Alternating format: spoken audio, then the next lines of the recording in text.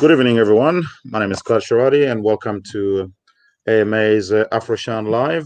Tonight, we're talking about sport. We know that within African community, there is a lot of interest in sport of all types, and specifically for football. Football, many of us that have come from Africa, we know that we love our football. Soccer, it's called here, because when you say it's football, Swahili, it could be something different. But we talk about soccer, and there is a specific program with the South Melbourne Football Club that is trying to reach out to young Africans to bring them into the club and help them to develop their football skills and integrate them into the club. So tonight, I'll be talking to a special guest, Mr. Peter Kokotis. Peter, how are you tonight? Very well. Thank you. Good to Pleasure see you. to be on. Yeah.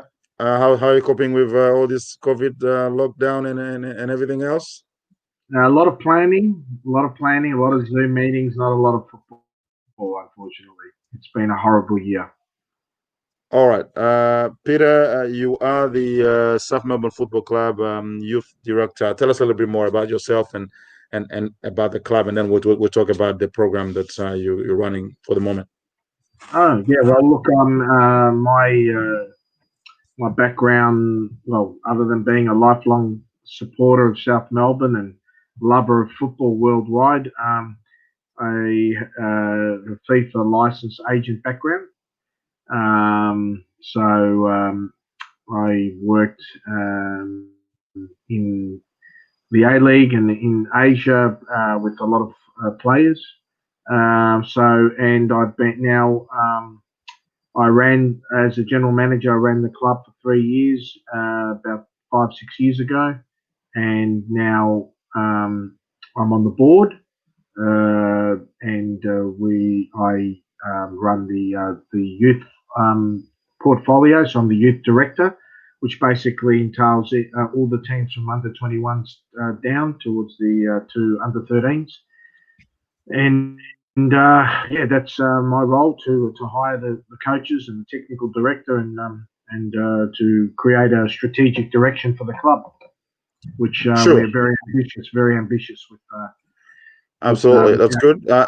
Now, I understand you are now involved in a specific program that is targeted at young African talents in football. Tell us about how this whole thing started. Well, look, it's been a personal sort of feeling and idea for mine. I worked in Asia for many years and made many African friends and some are lifelong friends and worked with some African players. So I've always had a great love for the African footballer. From the days of growing up watching Roger Miller to Samuel Eto'o, to George Weah, and now with Sadio Mane it's just the fantastic footballers, the type of players that make you want to go to the ground to watch, exciting individual type footballers, and just beautiful, wonderful athletes, and so many of them just fantastic people as well. So such a connection with their homeland, and that's where my personal feeling is towards Africans and the footballers. And then in terms of the club, it happened last year. I took on the role, and we had a trial, and many African boys came, and we actually offered several of them contracts. But unfortunately, when the letter of offer went out, and none of them took the opportunity up, and that's when I realised that the coalface, the challenges for many of the boys who couldn't afford the fees, and this was made me very sad and very motivated to want to change and make a difference. So this is where my motivation has been to give opportunities to African boys to come to our club, because our club is has an ethnic background of Greek migrants, working class migrants that came here in the 50s with nothing than a suitcase, and we became the greatest club in Australia. And I believe that when I was the son of migrants, and I grew up in the 70s and 80s, sport was something that I was a platform for me to help integrate into Australia and make friends with other people from other backgrounds. And I believe it's very important that we keep this. So the NPL structure and the fee structure has been a barrier that wasn't there when I was growing up. So these are the things that we want to do to not only on a football, because the football's that's what we predominantly do, and we believe that we're very excited to hopefully have some great players come and play for our club, but also to evolve as an Australian football club into new Australia, and where Australia's with all the new Australians that are coming to Australia. All right. And so what sort of age bracket are you targeting in this program? From 13 to pretty much 19. So, look, talent is obviously a big factor, but it's not everything. We want players that are committed and that want to become part of the family and embrace the culture, hardworking, and that are reliable and consistent, and that are ambitious like we are. So it's not just the talent, but we want the character as well, because this is not about them coming for 1 year and leaving. We want them to grow up and evolve in our club, and we see it as a partnership. And I hope some of them could end up wearing the green and gold one day. We have 53 internationals that have played for our club. We hope the next one can be an African. Well, that's very good. Now, obviously, you want. Is there any particular geographical limitation to where these young talents can come from, or they can come from anywhere in Melbourne or Victoria, or what's no, they can come from, go there? We're not discriminatory. We don't discriminate on geography. It's just whether they can get there, because it is 3 to 4 times a week. It's a big commitment. So the only limitation is for them, not for us. We're happy to take anybody who can get to the club and train, because we are based in Albert Park and we have a base in Caulfield. So we are southeast based, but we have many players come from the west, some from the north, some from the east.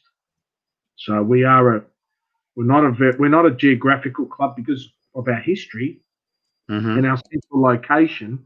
We're not a suburban club. We're a big famous club, and we have players come from everywhere.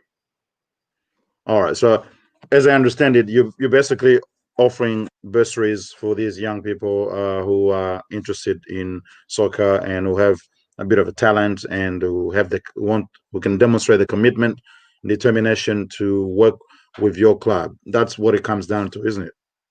That's the challenge. The challenge is to raise the money. We can't get around that. We're working hard to raise money, and it's not just for 1 year. We don't want to bring a player in and then in a year's time, not have them at the club, because that's not what we're trying to do. We want to bring them in and they hope they stay in the family of the club and develop as human beings and as footballers. So this is ongoing, and we're reaching out to. We don't have all the answers. We're all volunteers. We work hard in our businesses and our jobs, and we spend another 20 hours a week volunteering our time for young kids. So we're reaching out to corporate space, to our members. We have a GoFundMe page that's been on our social media platforms, and we're talking to government, and we've had a wonderful support from the former minister now, because he's just taken a new spot in the health role, which has obviously become vacant with Jenny Mikakis' departure. But Martin Foley, who's been a great supporter of us for many, many years, sent us a letter of support. And so we have got ministers behind us who are really passionate about this and wanting for us to succeed. So this is all the way up to government.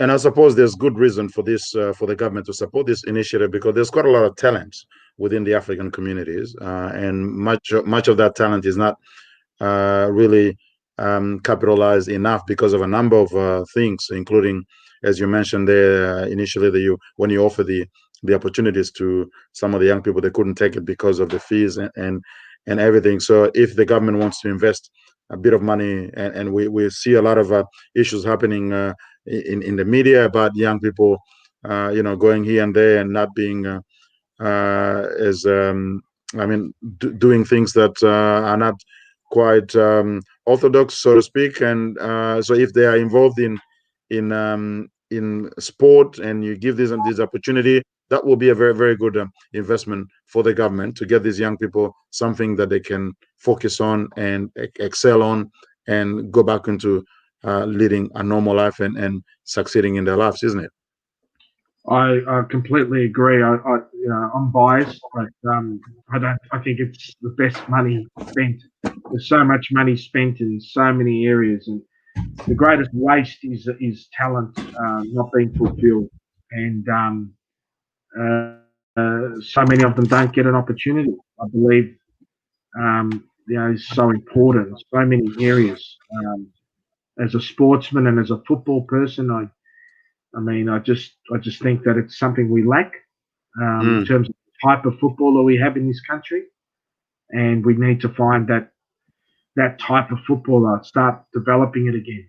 And I believe that it's much bigger than me or South Melbourne. This is about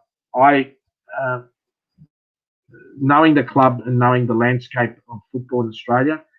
A lot of clubs look up to us, and a lot of them, we've come up with several initiatives in the past, and many will follow. So I firmly believe that in 2 years, 3 years, this will be happening in other clubs.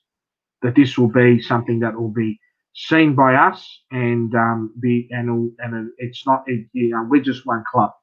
I'd love to see 10 clubs doing this. So we get 50 players with opportunities, not just 4 or 5. Absolutely. Let me just remind our viewers that we are talking with Peter Kokotis, who's the youth, who's the manager of youth at the South Melbourne Club, and we're talking about a program designed to give opportunities to young, talented Africans who are interested in soccer. We'll be taking a few questions along the way as we go with this show, and I can already, I can see a question from Kitui Arab Sanet, which I'll put to Peter in just a second. But I would like to encourage you to comment, to ask questions if you do have some, and we will put that to Peter to answer. So Peter, Kitui says, "Good work, Peter. Football plays an important role in shaping young people's behavior and well-being. How has your football club helped to reduce criminal behavior among African youth?" I suppose that's a different thing altogether. But the key thing is that it plays a role in shaping young people's behavior, isn't it? Absolutely. I think sport more than ever gives structure to young people's lives.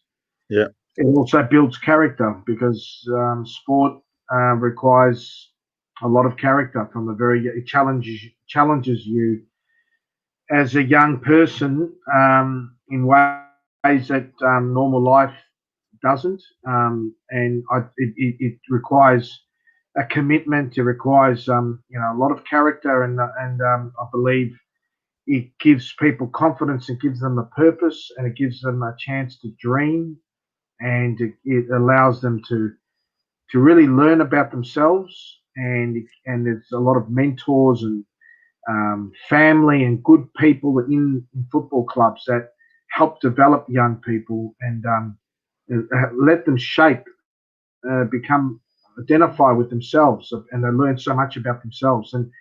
And some will make lifelong friends. Some will Mm, might become footballers, others won't. But it's so many friends, and the best experiences we had, are on the football field. And you know, and some may become supporters of the club, and some may even become, work for the club in the future. Some of our ex-presidents are ex-juniors at the club.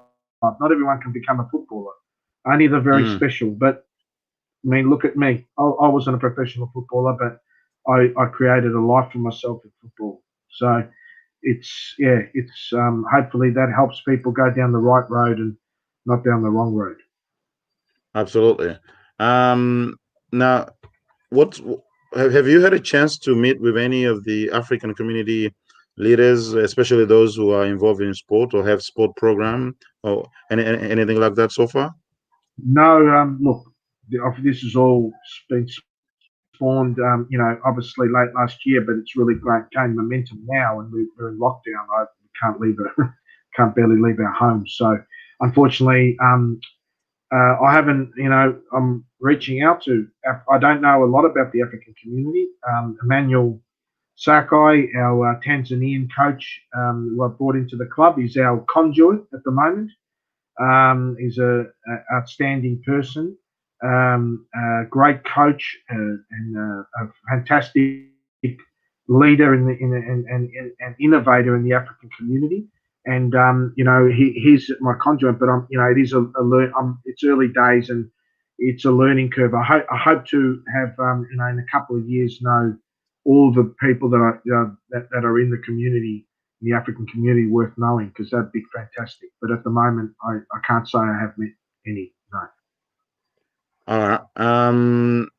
That's I think we will try to reach out to those. I know personally a few African leaders who are involved in sport program and soccer specifically. I know a couple at least that they may actually want to have a chat with you. And we're asking obviously everyone watching this, if you know any person who is involved in some sort of sport, I mean in soccer in general within the community, they may want to have a chat with Peter to get some of the young people potentially who may be interested in this program. So I guess the biggest challenge for you is to be able to uh, not only get the funding to support this program, but also obviously attract enough talent within the African communities for them to be able to participate. These are the two big issues, isn't it? I think the challenge, from what I'm feeling through Emmanuel and through our expressions of interest, I believe that we'll have plenty of players. I'm believing that's the case. The Mm, challenge is to find the right type of person, because talent is one thing, but it's also the commitment. Because hmm. once we allocate the spot, that spot is very valuable. So we want to make sure that it's the person that commits to our club as much as we're committing to them. It's a partnership. So we're Mm, committing to them, and they've got to commit to us. So that means they come to training regularly, we're on time. The training, they're committed to the club. So that's getting the right mix is, and I'll be relying on Emmanuel a little bit there, and of course the challenge is the economics, raising the money, because mm. it costs up to $3,000 a year to fund one spot. So we'd like to try and give as many players as we can, and we also need to also plan for not just 1 year, because once they're in the club, we want them to stay. It's not about giving a player 1 year and then not giving it the following year. That's not what we're about. So these are the challenges. So we've got a GoFundMe page. We're trying to we're looking at different avenues. Anyone who's got ideas, or anyone that's got energy, and so they can, at the end of the day, we're open. We don't have all the answers, but we're working hard to try and to raise the money and give as many children the chance to play for our club. And how has the GoFundMe page been going? How long have you had it? Have you started it? It's been about a week and a half, and it's been some. So it's just recently. It's only early days. Early days. We've had a few people in the club put money in. Yeah. And I'll be knocking on a few doors on the board and making sure, pushing a few people. We've got some pretty successful people on the board, so a bit of loose change in their back pocket will help.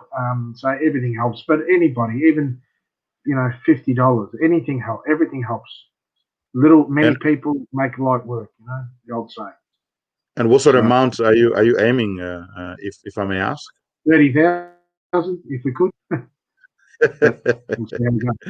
You never know. I could win Lotto tomorrow, and I wouldn't mind contributing. That's what it's about. It's not about you don't take it with you. You got to help. We got to help people along the way. That's right. I think it's important to help these young people. Now we got another question. This is from Tema Baker. Says, have two teams who played NPL this year.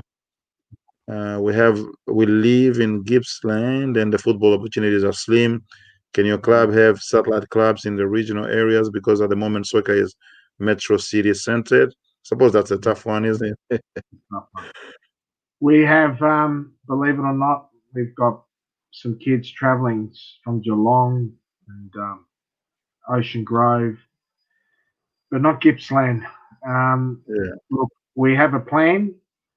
It's when we get the new league starts, and we'll be part of that new league, which will be like a national.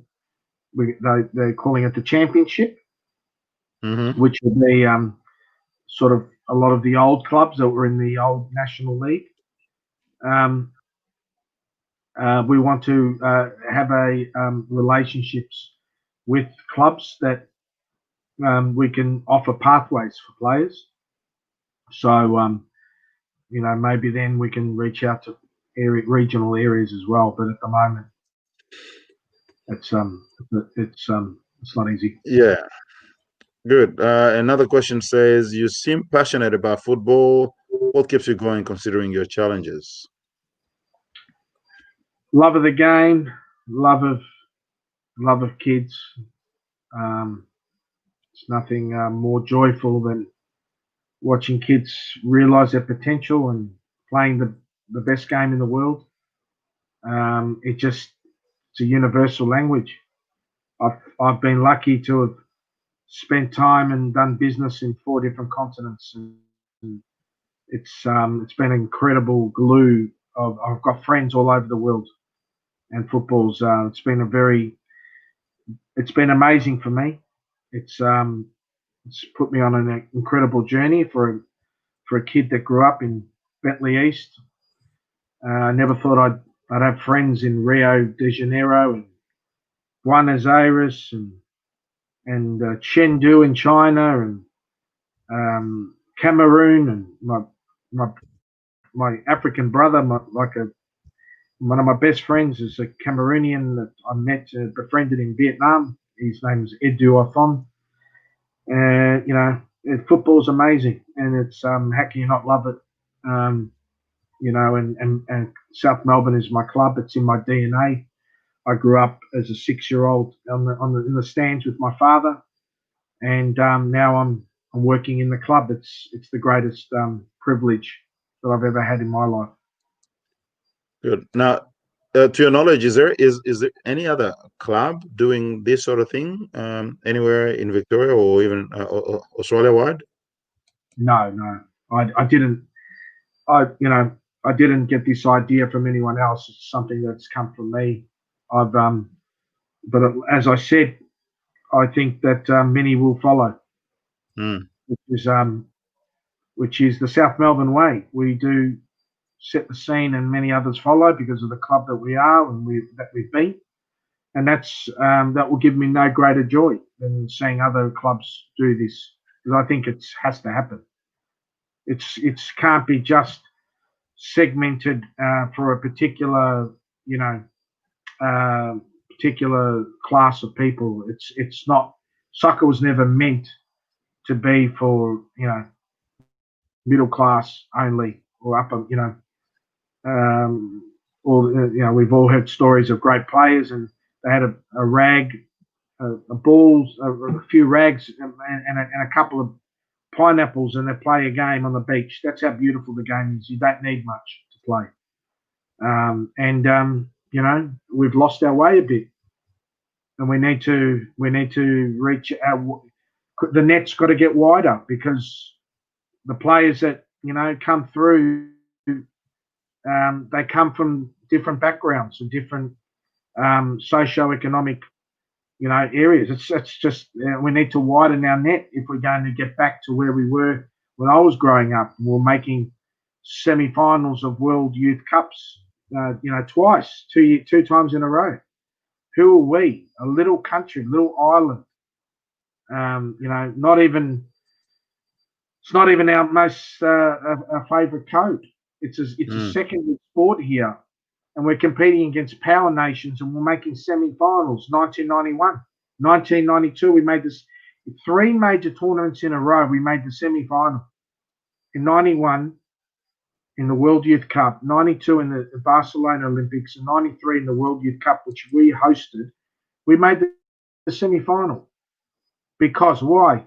Because there was children from ethnic backgrounds, Italians, Greeks, Croatians, predominantly Yugoslavs, Macedonians, and great players.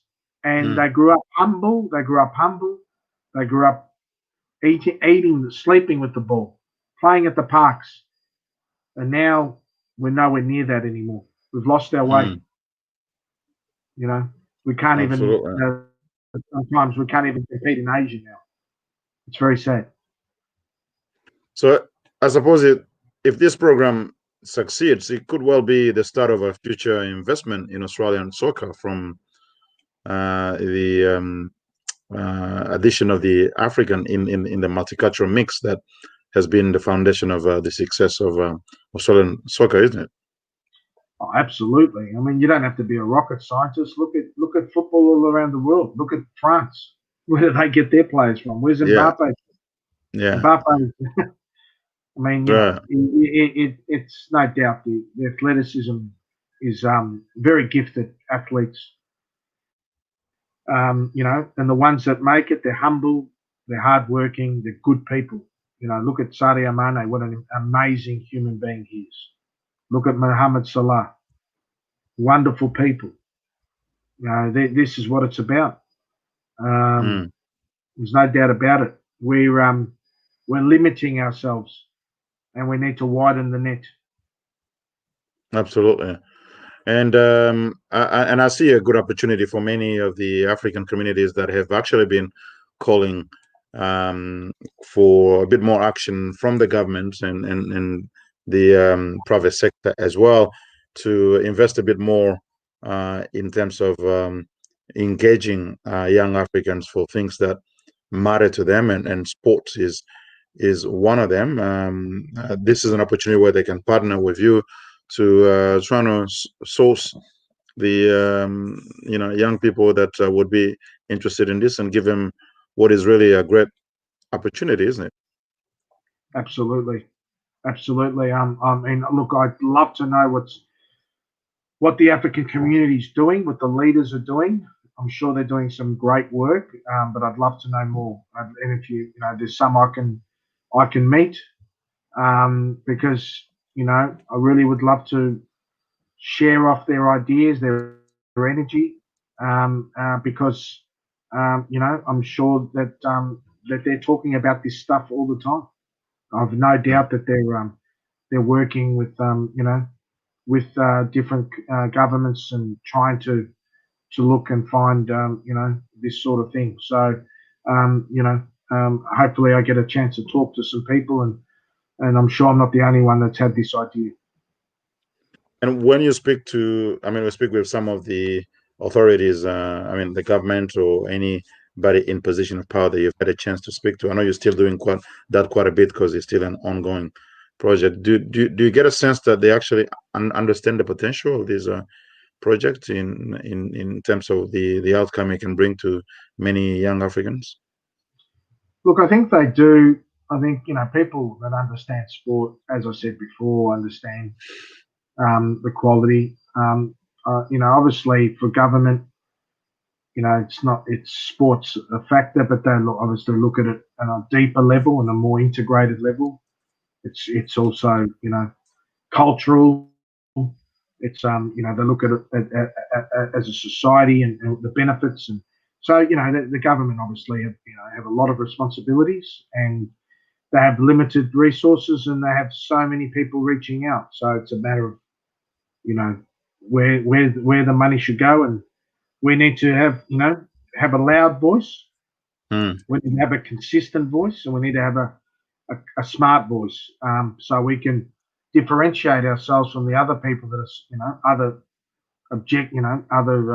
sort of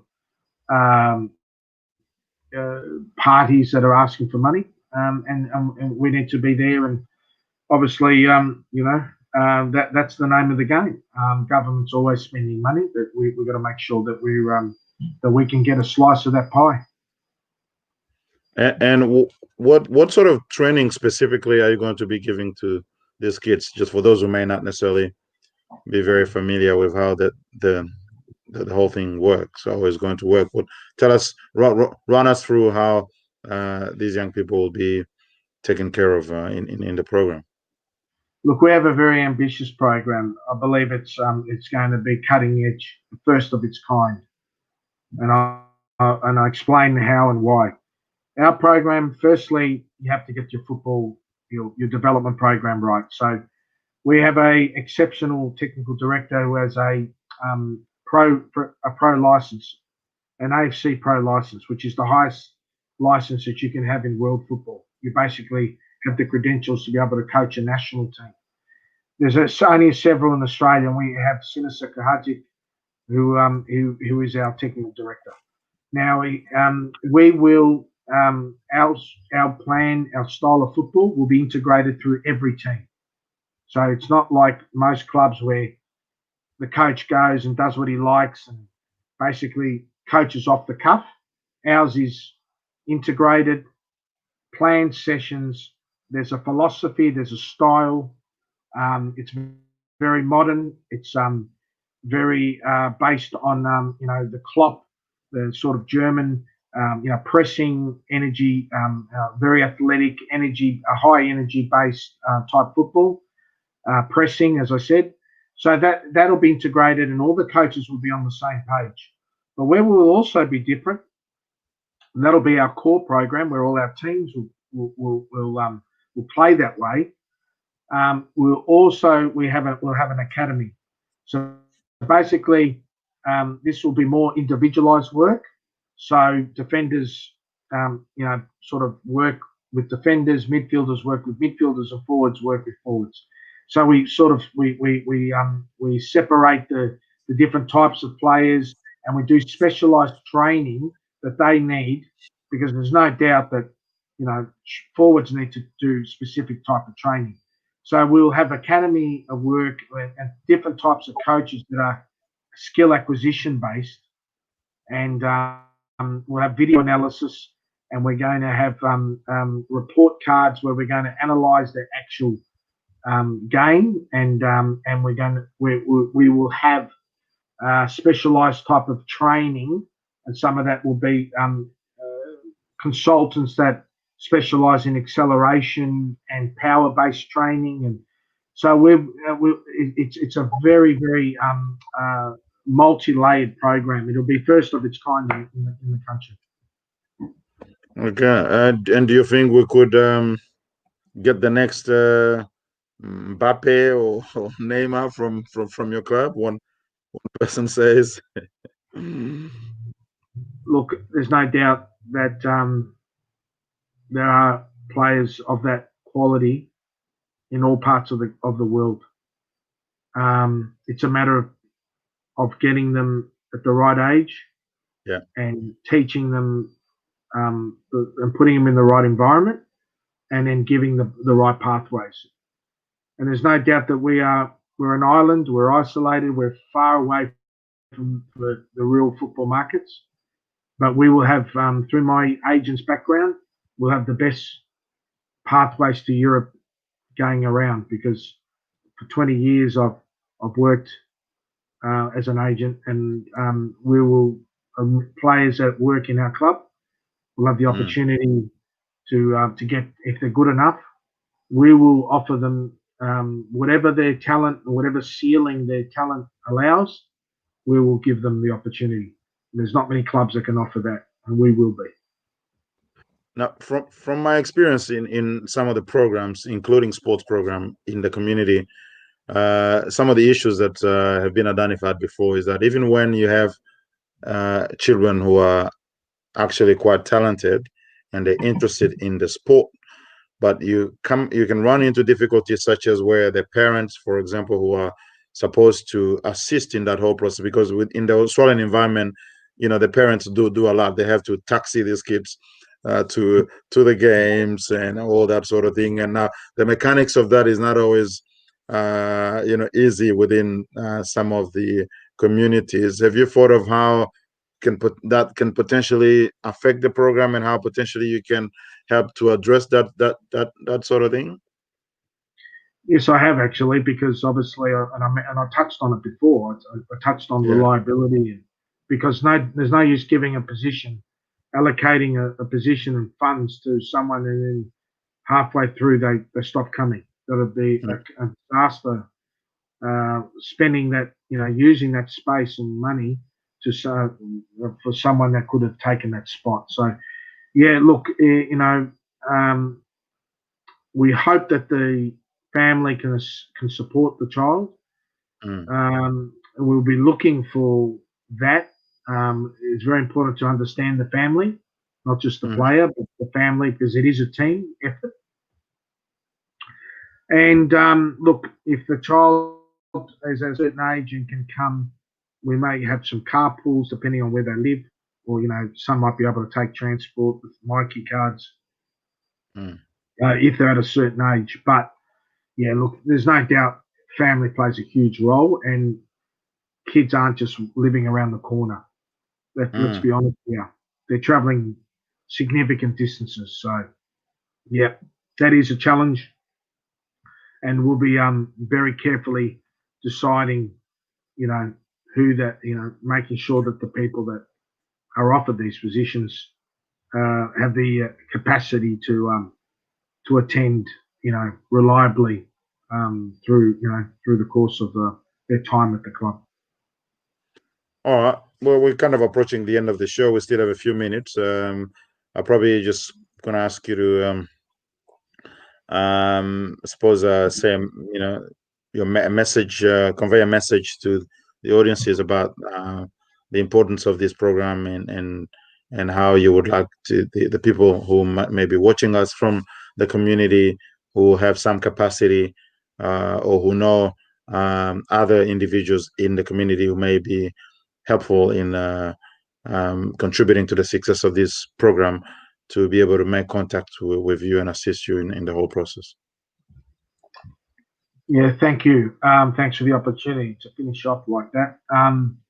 Look, firstly, to the players, I'm reaching out to anybody who has a dream, anybody that wants to play football at a great club, an historic club that understands who you are and what type of people you are, is a club like ours.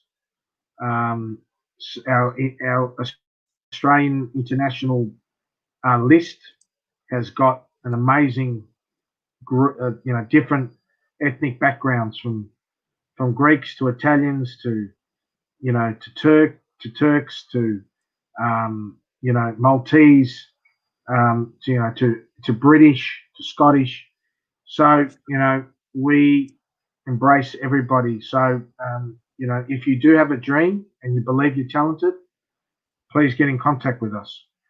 To the wider business community, African business community, and leaders, are really reaching out. I would love to meet some of you. Like we said before, we're starting off in this. We don't have all the answers. We are a club full of volunteers, and we have some really good, smart people here. But we're obviously limited with our time and our resources, so we need help. The more you can help us, the more we can help your community. So please, reach out to us, and I can send my I don't know the details if you contact the radio station, and I can give my my contact details to them, and please give me a call. Open to talk to anybody. Sure, we'll certainly be able to provide details, and we'll put that on our platform with on top or at the bottom of the video how you can contact Peter if you're interested in this. In fact, there's we still have a couple more minutes to go, and this there's a question that just come through that may be important for you to answer. Is how can one access your services as an agent? I'm not sure if that applies, but let us know. You can look. Clyde, you've got my details. Yeah. When I contact you, you can pass. Yeah, they can contact us at Africa Media, and we can pass those details. All right, Clyde, so you can be my manager, Clyde. You can.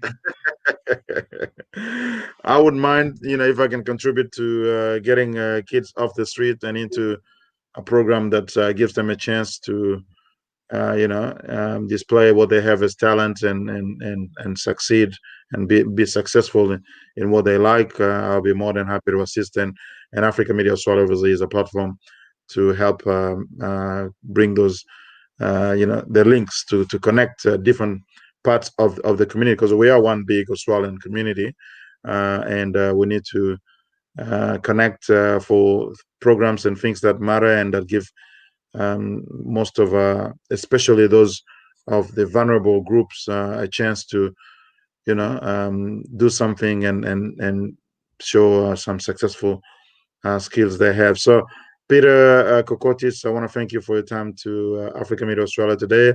This is the first time, but I'm sure it's not the last. We'll try to we'll come back to you again with the progress of this program to find out what has happened or what is happening. We'll like to be able to contribute to your program so that more of the African communities know what is happening, and these young people get more opportunities to utilize their talents. Clyde, thank you very much for giving me so much time. Fantastic radio platform, and I really thankful on behalf of the club and on behalf of myself for allowing us to spread this message, and would be humbled to come back whenever you offer us the opportunity. We'd love to build that relationship and keep you in the loop with what how the whole thing's going. So thank you very much once again. Appreciate it. All right, thank you, and I want to thank you guys for watching and listening. Unfortunately, we couldn't get all the questions that were asked. We couldn't put all those questions to Peter, but I hope you've had some of your question answered whilst he was answering the other questions. If you have any, if you want to contact Peter, as we said earlier, feel free to contact us, and we'll pass the details, and you can reach Peter. Thank you again, and have a good night. Thank you, Clyde. Cheers. Bye-bye.